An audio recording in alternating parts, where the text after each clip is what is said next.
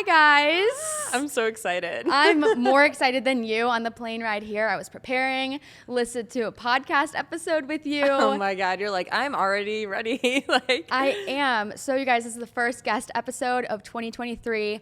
Obviously, had to bring on a fellow Midwesterner now. Yes, Cleveland. Allison Rochell. Mm-hmm. So happy to have you. Yeah, I'm so excited. I've watched it, or I've listened to a few Fun on Weekdays episodes, so oh my God, I'm excited. Wait, stop! I have butterflies. I'm so it. flattered. So you just moved to Cleveland. Mm-hmm. I tell everyone I'm from Cleveland. I never shut up about it. I'm not actually. I'm from 40 minutes east from Painesville. Okay. But you just moved there. How long ago? Yes, moved there in August. Okay. But we're moving out in February or What? January. Yes, because we have an off-season home in California, and so we're Okay. here temporarily. But I'm so shook by Cleveland. Really? Everyone was kind of gassing it up, oh my God, you're gonna hate Cleveland. Everyone talks about Cleveland in such a negative way in the NFL. And then I moved there, I was like, wait, this is really cute. I love our apartment. It's very walkable. Yeah. And then everybody in the Midwest is so nice. So nice. And there's just something about Midwestern people. I feel like if you know someone's from the Midwest, you just automatically, you click. Yes. And I'm from Michigan. Oh, okay. So I'm from 2 hours away from Cleveland. So I'm we're kind of the same. Where are you originally from in Michigan? It's called Shelby Township. It's very small. Okay. Or I guess it's not that small. Small town to a small Yeah. city. I think one of the things about Cleveland is when I lived in Painesville, I just wanted to leave so bad. I was like, there's just a huge life outside of Ohio. Yeah. I want to leave.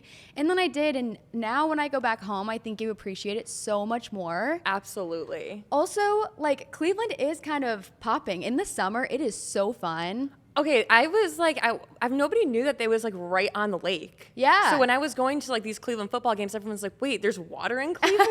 Yeah. I'm yeah, the stadium is right on the lake. They have a dog beach. It's a little piece of California, but it's Ohio. Yeah, seriously. Well, a very, very small sliver. And the lake is brown and not blue. But you know what? We're working with what we got, okay? Exactly. So since being in Cleveland, for any of our local listeners, what is your favorite part about Cleveland?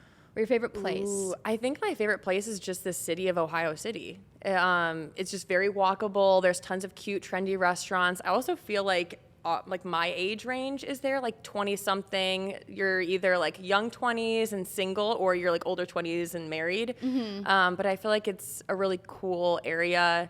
And then even downtown, I like going downtown too. Yeah. So I'm a Cleveland fan. Funny because I didn't think that there was anything in Cleveland, and then I turned 21 and I was like, oh wait, there's a whole different world out there. Yes. And I think it's also fun, I didn't have very many friends going into Cleveland. Obviously, I was I don't know anybody. But now it's now that I have a few people that I can hang out with, it's so nice to actually get to explore the city. That was going to be one of my questions. So with my podcast, I talk a lot of my listeners are coming out of college, or they're at this transitional period in their life where they're moving to a new city or they're taking a new job. And there's a lot of challenges with kind of establishing yourself. Oh, yeah. So how has that been moving to Cleveland, being married, having your husband's job, and how has that been making friends for you? I think sometimes we forget that even the people online that have followers and, people watch them, they still have the same struggles.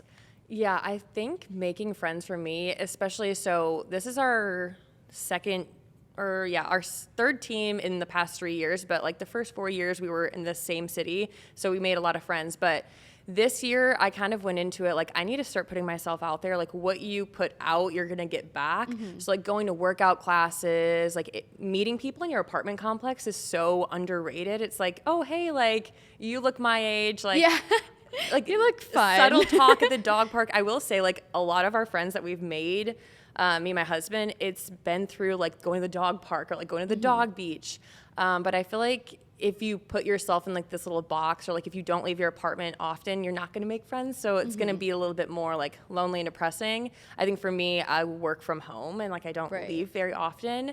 So if I'm ever feeling lonely, I'm okay, I need to get out, go to a workout class, go to a coffee shop. Even just working in a coffee shop, you get to know the people behind the counter. It's as simple as that. Mm-hmm. I think especially when you are working from home, you feel a little bit isolated, and then you're also in a new environment. For me, when I moved to Austin, I felt like I took that opportunity where I was like, okay, I've been in my room all day. I need to go do something, and that's kind of where Fun on Weekdays started, and then from there it just kind of grew. But I wanted to know, as someone from social media, do you make any of your friends now from social media, or do you kind of view that as a job where it's like, let's turn it off, let's kind of set social media aside and let's meet people just organically? I think it's definitely like making friends through social media, whether that be like a few girls are like, oh, hey, like I've seen you like in Ohio City, or I've seen you here, like, hey, we should grab coffee sometime. Like being open to doing that, but also even having friends on social media that might not be in the same state, but being able to like relate about something. Like we both work from home, we both like are in new cities, like I don't know, like FaceTime can go a long way too. So a lot of friends I've made on social media don't necessarily live in Ohio, but it's even like having someone to talk to about some of these things, it can feel a lot less lonely. For sure. I love that. Well, so your husband, Isaac, plays for the Cleveland Browns. Go Brownies. Is that what they're called? Yes. Yeah. Brownies. I didn't know that like the mascot was an elf. Like Brownie is an elf. Yeah. What? Yeah. So they have a dog, and then they also have an elf. And Brownie is the elf. No. Is that new? No. It's old. What? Yeah. I grew up there. Are you You're sure? a fake Cleveland fan. I seriously am. I am a little bit of a bandwagon fan. You know, every couple years they have like a really good season, and then people are all hyped up, and it's like you get the city momentum back. I mean, we've had good Cavaliers teams, and obviously the Indians are pretty good as well, but like football, you know, Browns fans are very loyal. They are, you know, they're there whether we are losing or winning. I love them. I heard that they were like going to do a stadium that was closed, and the fans were like, no, we want it open. Like we want it to snow. I was like, this is like football, like Midwest football. Die hard. So aside from your husband, which a lot of us know you as his wife, we see you on TikTok and everything, but I wanted to get to know like the real you before you met Isaac, and just more about who you are, like to your core. You mentioned that you're from Michigan. Yep. So what else about you? Where'd you go to school, and whatever you want people to know? Yeah, I grew up, I mean, my parents are like still together. It's like the typical like Midwest, like you grow up with your siblings. I went to the same college as my sister. My dad graduated from the same college. It was Michigan State. Okay. I didn't belong to a sorority. Basically half of my high school went to Michigan State. Okay. And so kept my friends through high school. And then I swam in college, and then I quit very quickly. Okay. I'm also I can relate when everyone's like, oh, Jenna, like you're picking so many different like things that you're passionate about. That was me. That was me in college. I was like, I was going to vet school originally. Okay. And then I was failing biology, so I was like, oh, I need to like get other classes to like boost my GPA. I ended up falling in love with interior design and loved that. And I was like, oh my God, I'm scared to tell my parents, like, do you make money with this? Yeah. My parents were like, I don't care. Like, if you're good at it, like, just keep going.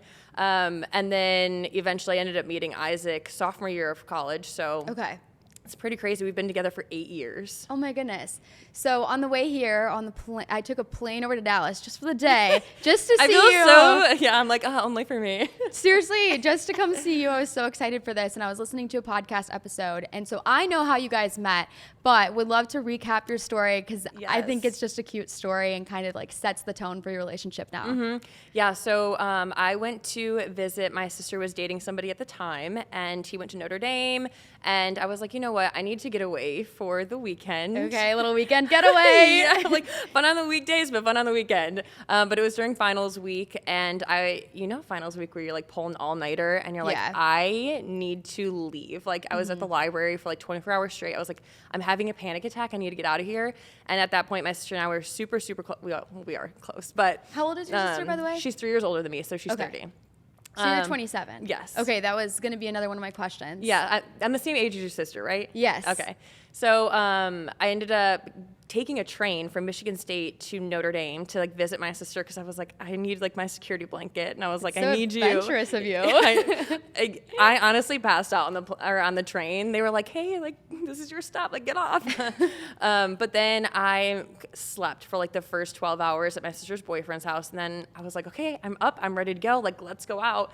And they were like, yeah, we're gonna stay in. So I ended up going out with his roommates, who I didn't really know, but I was like, you know what, I'm just gonna get out And I was at a Notre Dame party, and a guy came up to me and started talking to me, and I was like, oh, like, let's take a shot. And at that time, Isaac didn't drink. Like, he was so, like, did not drink, didn't do anything. He still doesn't swear. Like, Oh my does gosh. not swear. Bless his soul. I'm like, am I ruining you? I don't know. But then we get to talking, and literally our first conversation was about love. And then, You're like, whoa, we are really skipping all steps here. like, actually, let's get engaged tomorrow. Yeah, we started, and then like a week later, we were dating. So it I love went that. really quick. Yeah. It was not a slow burn at all for you guys. It was head first. Head first, and after our first date, Isaac accidentally texted me saying that he met the woman that he was going to marry, and it meant for his brother, but I got the text. I was Were like, you smooth. like shitting yourself at this point? Like, Oh, my God, this boy is obsessed with me. He loves me. I was calling my mom. I was like, I met the guy I'm going to marry. Like, in my head growing up, I was like, I'm going to marry a guy that loves country music. He's going to drive a pickup truck. He like checked all of these things off. I'm just like, yeah, mom, he checks off the list. Like, Oh my gosh, I love that. So you guys dated through college then. So you said that you met him your junior year? sophomore year. Sophomore year. So at this point, and he was at Notre Dame then. So you guys were doing long distance. Yep, it's about a 2.5-hour drive, so it's not too long. Yeah. Okay, cool. And so did you know when you were in college, like, he is the one, it was a mutual thing, and I assume he was playing football at the time. Yeah, definitely knew he was the one. Yeah. So how was that kind of balancing, like, giving each other space to grow on your own while also knowing, like, this is my person, I don't want to let him go? So I think, and this is why everyone's like, oh, long distance relationships are hard, which I don't disagree. But I think during college, it gave us the perfect opportunity to, whenever I was at my college, I'd hang out with my friends. It was like all in. And then when I was with him, I was all in with him and his friends. And so it was never like I had to choose him over my friends or my friends over him. We did end up taking a break. After he got drafted, I was still in college, and I think it was just the fact that we started dating at 19, and you grow so much, and sometimes you grow apart, sometimes you grow together. So I feel like we had to take a step back and like make sure that we were independent of each other. And like I wanted to follow my dreams, he wanted to follow his, and then a few months later, we ended up rekindling. And That's so mature of you. it sounds mature now, but I promise you, I was depressed. Like, Yeah, it was not easy, but looking back now, it's one of the best things we ever could have done. I do think that sometimes, like, the breaks can work, or the breaks are just an inevitable breakup, and it just depends on the relationship. But it sounds like it helped you guys create a really good foundation for your independence, like now as a married couple as well. So then throughout college, you said that he got drafted. So one of my questions for you is, I'm not a sports girl, so can you break down how the NFL works in the simplest form possible? From getting drafted to then making the team, what that can kind of look like, and then some of the challenges that come with it, like being traded or being let go. Oh, the NFL rulebook, I say this all the time, it has to be like this big, because the amount of rules I am still learning to this day. So basically when you play college football, you like declare for the draft, and you can declare early. I'm not going to get into all the tiny details, but he ended up graduating half a semester early and then went to Arizona to train for the draft. So when you're training for the draft, you're like the NFL Combine, which is basically like an invite training session where all NFL teams come and like watch you work out and all that. And then eventually you have like pro day and whatever. Basically the entire time you're just working your ass off to like get the best measurements, the best like everything. So then the NFL draft, I think, is in like April. And there's 7 rounds, and It's like recruitment. yeah, it's insane. So there's 7 rounds, and it's over the course of 3 days, and you kind of just hope that you get a call. So we watched him, or we celebrated like him getting drafted in New York City, and it's basically 3 days of just staring at your phone because you want a team to call, because usually the GM will call and be like, hey, we want to take you. And then Los Angeles Chargers called. And I was like, oh, LA. You're like, heck yeah, sign me up. I'll go to California. I'm like, I'm living in Michigan right now. This is going to be great. So yeah, we did long distance, I think, for 1.5 years with him being in LA. Oh my goodness. And that was when he was on the team in LA. Okay. Yes. So when you go to an NFL team, after you get drafted, there are 90 guys that are on every NFL team. And then by like right after NFL camp, right before the season starts, they cut people into 53 on each NFL team. So you got to think that's, 30, 40 guys like getting cut from all those teams. And it's just not, you can get cut at any point. And I think that's crazy. Nobody knows, like, your job is never safe in the NFL. And with being cut, how does that affect you financially then? So do you not make money if you're cut? It depends. So right now, my husband is a veteran, which has meant he's played more than 4 years. Okay. But if you're not, you don't get any money. Okay. So if he, like in his first year, ever got cut for like half the season, like what he's made during the other games that he was active, he'll get that. But after that, nothing. You may have noticed that Fun on Weekdays has had a few renovations in 2023, from my new setup to my new logo, my new newsletter, and to no surprise, I've also updated my landing page at Macy's for all new items for the new year. You can check it out at Macy's.com/FOW for all of my current favorites at Macy's right now. You look at the NFL and you see a professional football player and you think of this glamorous lifestyle, like, oh, they have it all. They're making millions of dollars. And I think TikTok is really powerful in the fact that people like you bring a lot of attention to, like, that's not reality. Yeah. And I think it's 1%. Really? Like the glamorized, like, oh my God, this is like, we've been here with the same team 10 years. Like, here's all of our money. We're taking private jets, all that. I think that's like the 1%. 1% of the players in the industry, do you mean? Okay. Mm-hmm.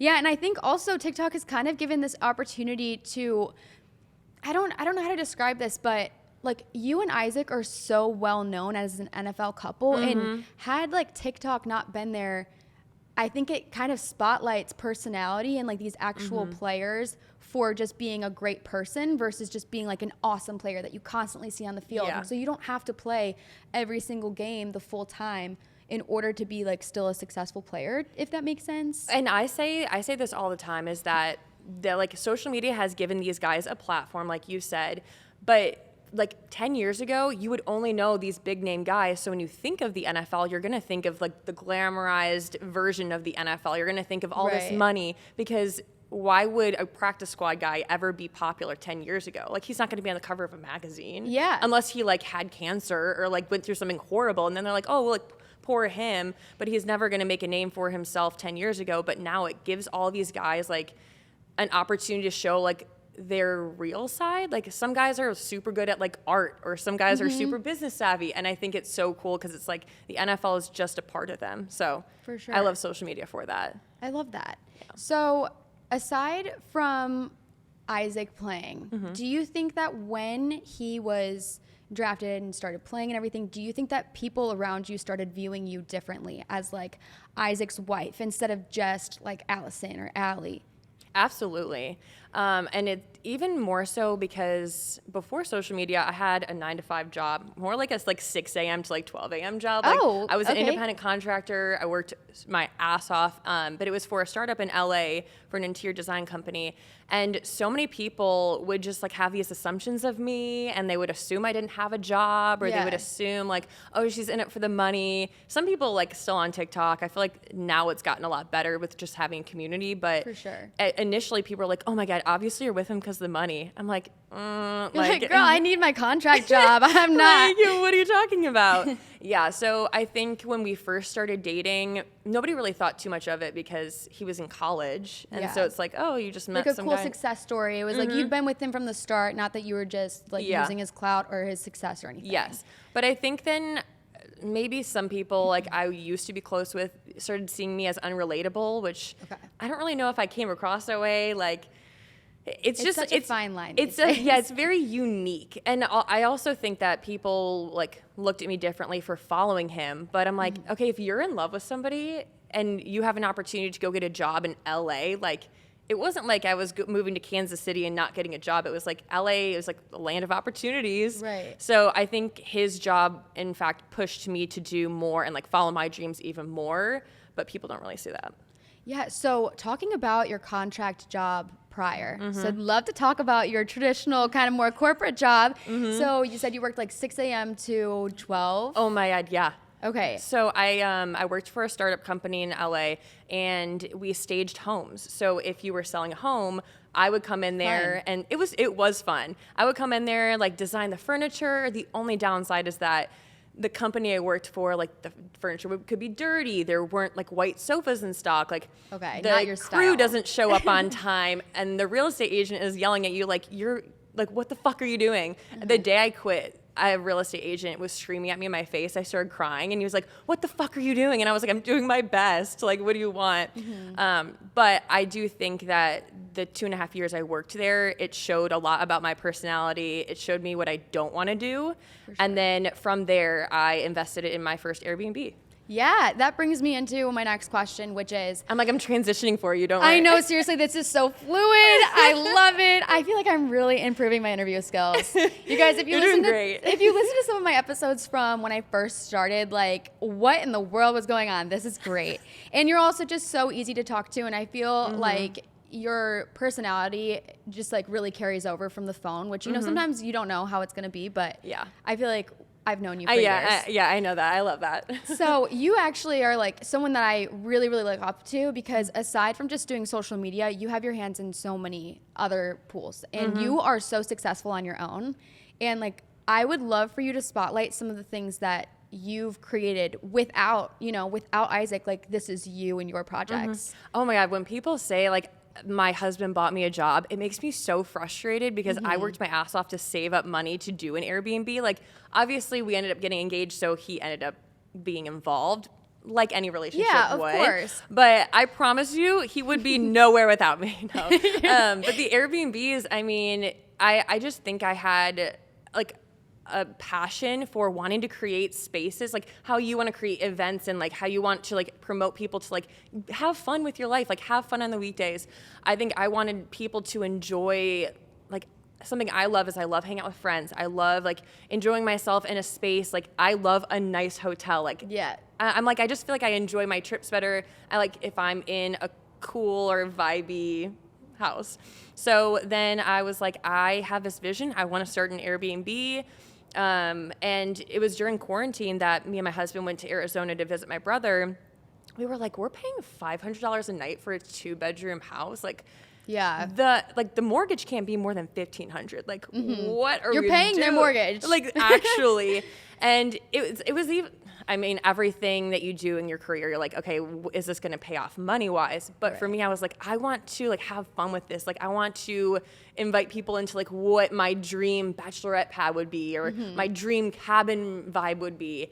And so that kind of gave me that opportunity. But yeah, Isaac, everyone's like, Isaac bought you a job. I'm like, I saved up a lot of money, but. Yeah, I love what you just said about how is this going to pay off like money-wise, but you were more thinking, is this going to pay off like passion-wise, fulfillment-wise, like for you to have something that you love your job just as much as he loves what he's doing. Yep. Because I think that is, you know, important to kind of be your own people. So when you were starting the Airbnbs, can you talk us through how you made the decision, and like, for anyone listening, because people are always like, oh, anyone can open an Airbnb now. Like, what does it take in order to do that?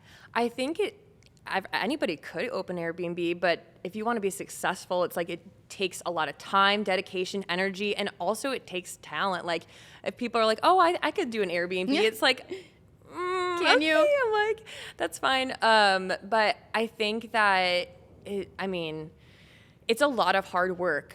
And it's a lot of time and energy that if you want to save money, you have to do it yourself. Like, I was at our Airbnb up until 3 a.m. sometimes. Like, it was not easy. Like, my husband, I had him building furniture. I had him like helping me paint the walls. I mean, if you want to do it, you have to do it right, or else it's not going to pay off. So at the beginning when you started it, and it's called the Margot, correct? And it's currently in Arizona. Yep. So- We're doing a third property right now. A third? Yep. Where's the second? Second's also in Arizona. Oh, okay. So we have 2 in Arizona, and then I'll just release it. Might as well. Oh my gosh. We're gonna do North Carolina. Ooh, okay. We're doing a little cabin vibe. Love. So to be determined. So fun. I'm going to have to get my hands on the booking for that so I can Yes. go and visit before it's all booked out for the year. Yes. So when you're starting and you're talking about like all hands on deck, it's a lot of hard work. One of the things that I think about is managing the actual property. Obviously, like, you have to clean it, you have to decorate it, you have to like keep up to date with it, you have to service it. Like, if you have people there that need a towel or something. So when you first first started, were you guys managing that, or did you outsource people to help you kind of manage the property? So when we first started, I was like, this is my job. Like I had basically like given Isaac a presentation like, hey, I need A pitch deck. basically I was like, I need you to help me invest in this. And also we were getting engaged, or we were engaged at the time that we had bought the first property. So I was like, okay, here's what this is going to look like. I had to like sell him on like my vision.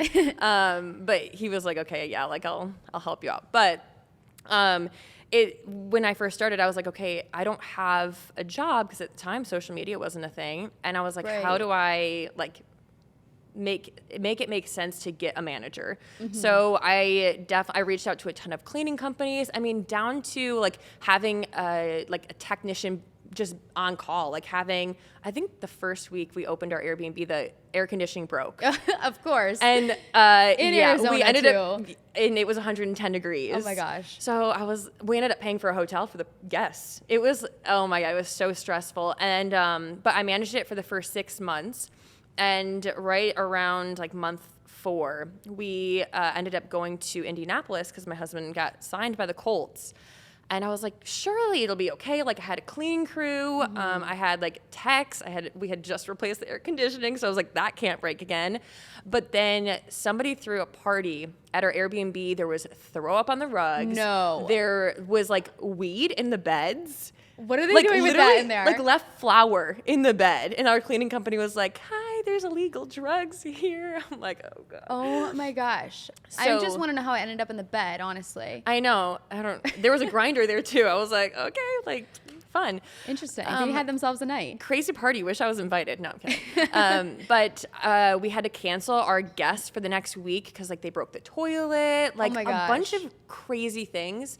And so that was when I started interviewing for, it's called a co-host. And he takes a Oh. commission off of like the profit, but he is in Arizona. He manages everything down to a guest needing a light bulb changed. Wow, okay. And I could not have grown it without him, especially with us moving around all the time. Yeah, that's great. I cannot imagine just the amount of, what's the word, like responsiveness that you have to have. I mean, I've been to Airbnbs before where you're like, I can't find the hairdryer, or you just have all these nitpicky questions. Yeah, and I'm you're sorry, booked and busy, girl. I am not good at responding either. Like if you don't ask my assistant. I literally have like 500 unanswered messages. She's going through my emails right now. You're like, this is the first task on your job description. Get my inbox to 0. Yes. So yeah, I was like, this is not something I'm passionate about. And I was like, I would rather hire somebody, because it's the difference between a good stay and a bad stay. If something's wrong at our house, I want our guests to get that resolved as soon as possible. Also cleanliness. Right. I am very like particular about me staying in Airbnbs. So I want my property to reflect like extremely cleanly, I don't know, whatever. But I want it to be as perfect as like I would want me staying in Airbnb to be. Exactly. I mean, I think in life there's a lot of, what's the word? I know what you're talking about. It's Like you have to choose between, am I going to spend money and invest in like having someone else take it off my plate so I can Yes. do other things? What is it? What is that? I know don't- it's like a phrase or a word. I don't know. Anybody in the office got any words? Mitch? It's well, it doesn't matter. Anyways. It's like give and take. We can go with give and take. That's a good one. Someone listening is probably like, it's right here. It's this word Yeah. on the, whatever. So in addition to the Airbnb, you're killing it with everything you're I doing on love social TikTok. media. We love your TikTok just as much. I literally, like, you're one of the few people that I do watch daily. I keep up to date with everything and I love it. I'm like, I'm sorry. No, that's what I say too. I'm like, you watch everything? Sometimes there's days where I post like 15 videos. Oh my God. What are you doing? So you're doing social media, of course, and that has probably opened so many doors Oh my in gosh. terms of just, like the opportunities that you have with properties, I'd love to talk about your show that just came out. Yes, Woman of the League. It's crazy because I feel like social media is something I've always loved. Like I've had a YouTube channel since like the days where it was cringy, where people would like judge you for it.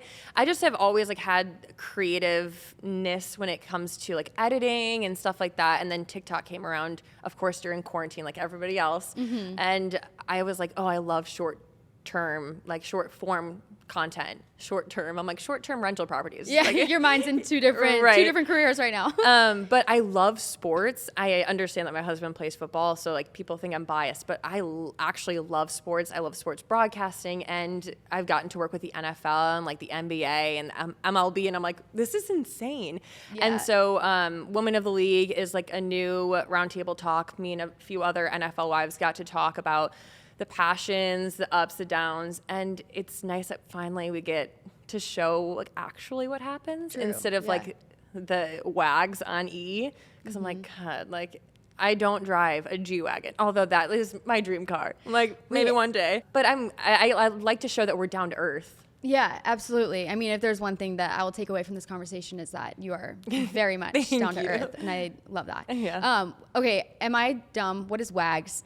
It's wives and girlfriends of professional athletes. It's Oh. the dumbest thing ever. Wags? When everyone's like, oh, you're a wag, I'm like, please. Oh my you're gosh. not. Okay, I just learned something new today. Yeah. So speaking of WAGs, speaking of TikTok, you make a lot of videos that are kind of sarcastic, satirical about like, I'm a gold digger, and you kind of play into like this whole persona. Did that come from, like, where did that character come from? Was it just being annoyed that people kept saying that? And you're like, okay, fuck you, then I'll just be that person. Yeah, honestly, it's literally just nail on the head, because during quarantine, I thought it was cool. I was like, oh, like nobody really gets to see like the behind the scenes of the NFL. So I was like, let me show that. I think I made like a day in the life video, and somebody was like, oh my God, you're such a gold digger. It was like 100 comments of people have just been like, you're in it for the money, blah, blah, blah. And I was like, I don't feel like making a video being like, no, I'm not, like, please understand. I was like, yeah, I am a gold digger. Like, sure. Like, let's just go with that and run with it. And I think if you know me in real life, you know, like, I'm a very sarcastic person, and like, I'm going to be very blunt. So I just think I like had fun doing that. And now like the community around me is like, oh my God, I want to be a gold digger too. Yeah. Like, yes, queen. But I mean, it used to be such like a, what's the word? It's such an insult. You know? Yes. And it's like, why wouldn't you want to be if you're getting Right? like, that's Like- not a bad thing. But behind the character, do you think that there is any type of truth to that? Any type of like feeling of being hurt that people see you as just like Isaac's wife or anything? I think, And just speaking to like women in general that are with someone that's successful, and people are only seeing the men's success, and they're not seeing like your success. I think, and I was just talking to my husband about this the other day, because I was like, hate comments don't bother me. If you come at like my looks or like my family, like those things will bother me. But if you say I'm a gold digger, I like the hate comments, because I'm like, I have nothing to hide, and I don't, Right. if you want to challenge me, I do not mind giving you all the evidence. And I don't think it's a bad thing. I mean, so many people are like, oh, you're with a successful man, and they look at the woman like, you're such a gold digger. But if a man is a stay-at-home dad with a successful wife, they're like, yes, like, go off king, like, stay-at-home dad, and so it's kind of the same. It's like very sexist. It's kind of the same thing as like, oh, if a girl gets with a lot of guys versus if a guy gets with a lot of girls, it's like you look at them so differently. And I'm like, if you want to be a stay-at-home mom and you're like okay with that, and that's your dream, there's nothing wrong with that. And if your husband is successful and wants to take care of you, there's nothing wrong with that. Obviously, if you're like, oh, that guy looks rich, I'm gonna go talk to him. I'm like, oh, okay. Yeah, I'm like, But I mean, there's two sides, and I don't think it's a bad thing to be with a successful man and like, I want to take care of you. I love like working hard, working my ass off. So Isaac will be the stay-at-home dad one time. For sure. I think something that I struggle with is like you said that hate comments don't get to you, but I can get one comment and I will literally fixate on it for so long. And truly the ones that I think hurt the most are always about work ethic, or saying like you got this and this because of that or whatever. And so I have this issue of like wanting to defend myself. And I do feel like on TikTok that comes across as like not just owning it. And I really do admire the fact that you're like, no, you're so wrong, but you're so confident in yourself that you know that that's not true. So you can make a joke out of it. Actually, on Women of the League, my friend Kristen, she said, if you put the value in the good comments, you're putting the value in the bad comments too. She was like, you can't listen to any of the comments because you're putting value in both. It's definitely, I would want to say I have been affected. I think the times where I'm affected, it's when people are making videos on TikTok. Those Oh my ones gosh. hurt. Like, Getting the notification that you were tagged in a video and you see the preview, you're like, oh my God, is this going to be good or is this going to ruin my day? Yes. Like, is this going to be someone being really kind and you're like, okay, Right? I feel good about myself, or has the power to just ruin you because you have no idea what people are going to say and what that video is going to do. Like, if Right. it goes viral and it's just so not true. oh my God, a girl made a video about me. She's blocked now, but She's blocked now? Yeah, she has like a few 100,000 subscribers, and it was, I think it's like a year and a half ago, but I'll never forget it. She made a video basically talking about the fact that like my husband commented on this girl dancing, when in reality, me and my husband were watching the video laying in bed, and he You like were there. yeah, and he like put the eyes emoji because like I don't know, something weird happened in the background, and I made a video in response like, you should only have eyes for me, and she was like, you're clearly very insecure, like I would not be surprised if you got divorced in the next year. I was like, girl, you don't even, and so I think it's just like, I hate when people say things bad about my relationship, my family, and then sometimes looks, but I'm just like, I'm mid, whatever. I'm mid. But like, you're mid for an NFL wife. I'm like, okay, I'm fine with that. Like, What? Oh not my God. ugly, perfect. No, you're not. You are not. You're not mid. You are.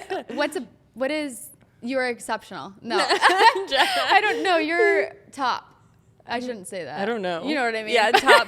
You're low. I don't know. Do you ever feel like, because, you know, people have like a ton of eyes on you, not even just on Isaac now, like I think people look at you and more people know you than they know Isaac. Do you ever feel like people are kind of preying on your downfall at a point where it's like they want to see you like, oh, you're going to get divorced, or they want bad things to happen almost? I think it's more so, I don't know, I feel like I'm blessed with such a great community, so like I don't want to give the hate too much value, but at the same time I think it's more so men that are like preying on me and Isaac's downfall of him not playing football anymore, and they're like, my gosh. you're gonna lose your platform. I'm like, I promise you, like if Isaac stopped the NFL, like my community is still gonna be there. Like there's so much more to me than my husband and his job, but it's the men's comments that are waiting for Isaac to get cut. When he got released the first time, so he's gotten released twice this year, but the first time everyone was like, oh my God, of course, like he sucks at football, that's why he keeps getting cut, that's why he keeps going to new teams. I'm like,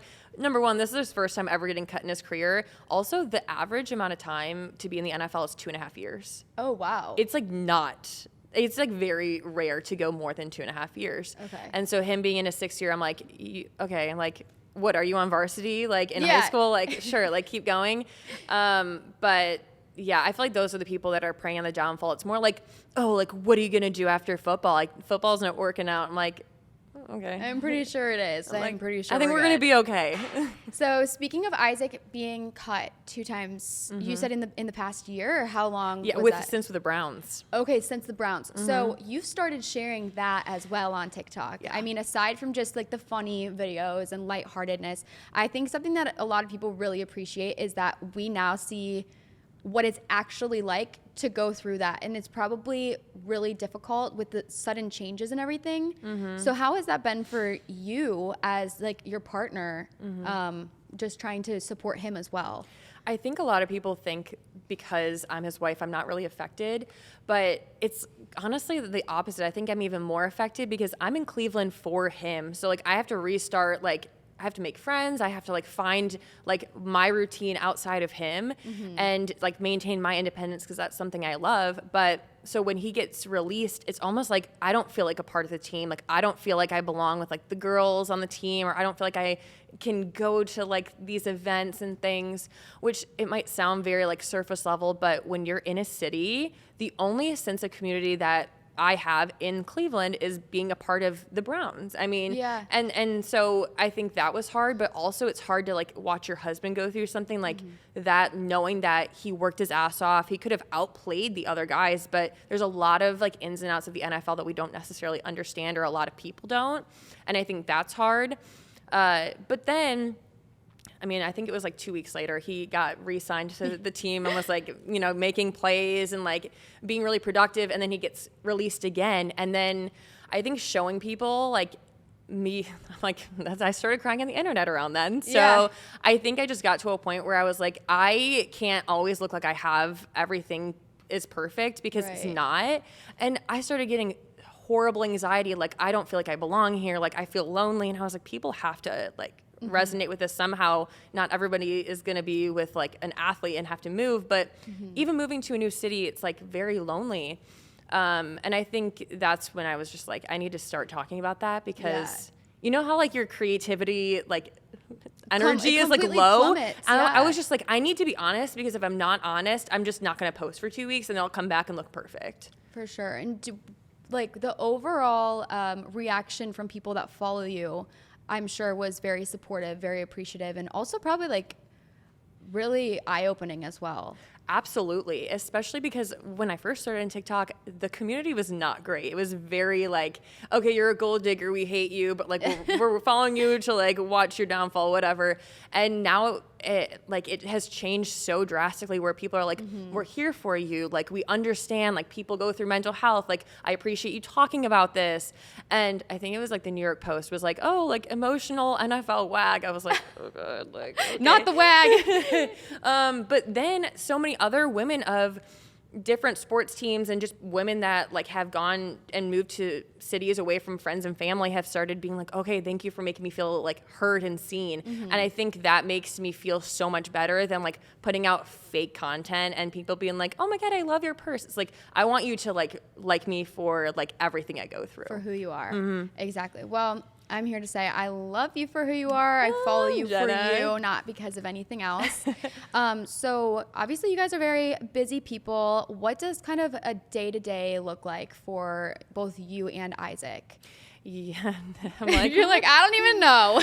Honestly, right now I think right now it's like one of those like mental like struggles, because now it's towards the end of the season. Also right now Isaac can get picked up by any NFL team. Oh. So it's kind of like, gosh. Yeah, it's not fun. Like, where am I going to go next? What's like, going on? Yeah. And like when his agent calls, it's like, oh God, like we're on pins and needles. And so I think right now it's very difficult, especially around the holidays. It can be kind of lonely. And this is going live after the holidays, so you'll know I made it through after that. Yeah. But day to day, I mean, he wakes up, immediately goes to work.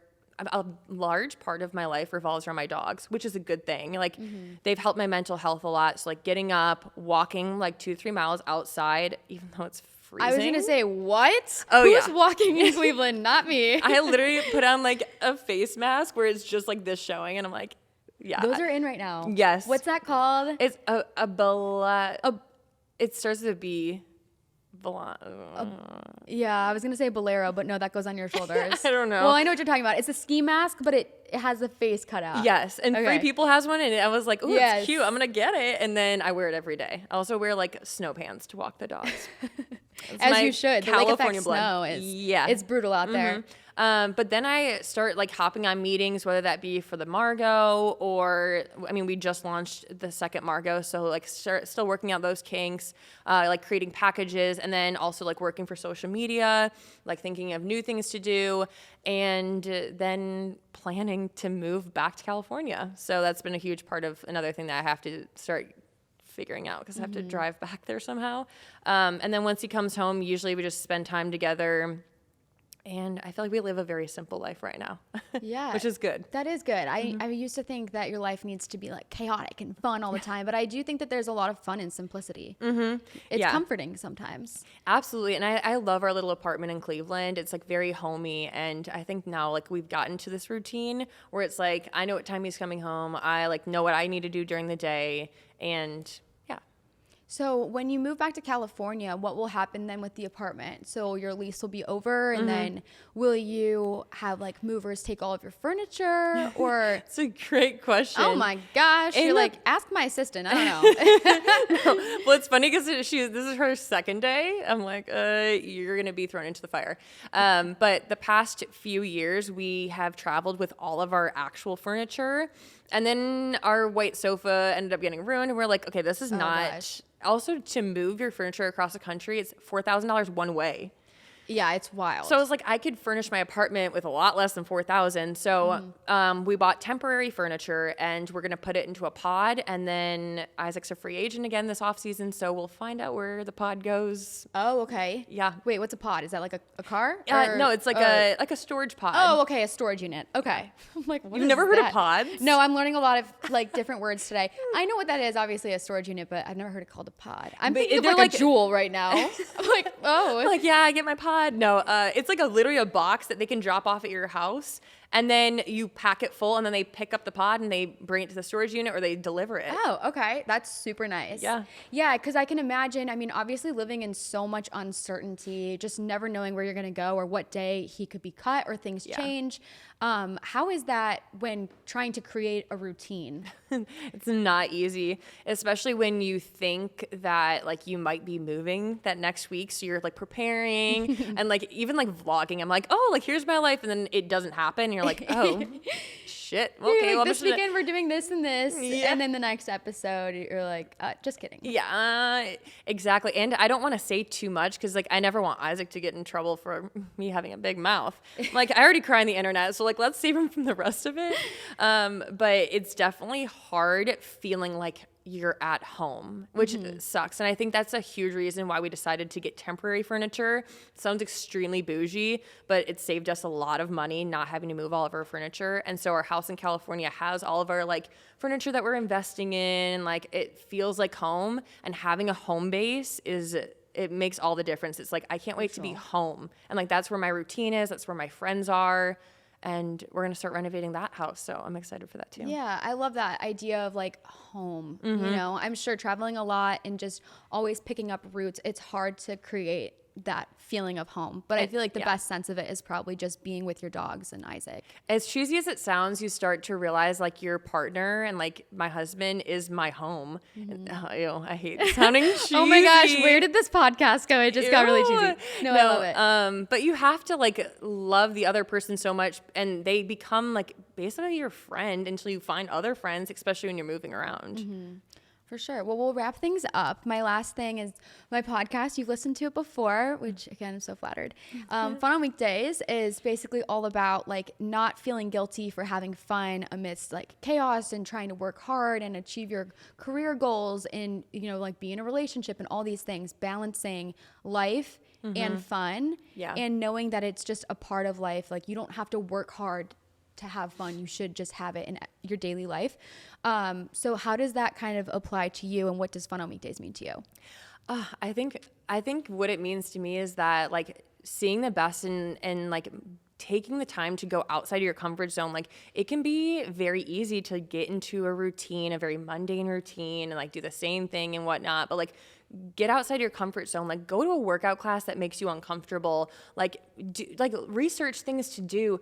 I mean, Cleveland, everyone thinks that Cleveland doesn't have a lot to do. And I'm like sure sometimes, but a Christmas gift I'm giving to Isaac is we're going to like one of those getaway cabins. I'm like, oh, fun. It's something so simple, but even going to a new workout class, you're like, oh, I could end up loving this. And then you can make friends. It's like, put yourself outside your comfort zone. I know it can be hard, especially when you have anxiety. I have very bad social anxiety, but it's like, you will love like doing that on the back end. So make yourself a little uncomfortable, and I'm like, hopefully it'll turn out.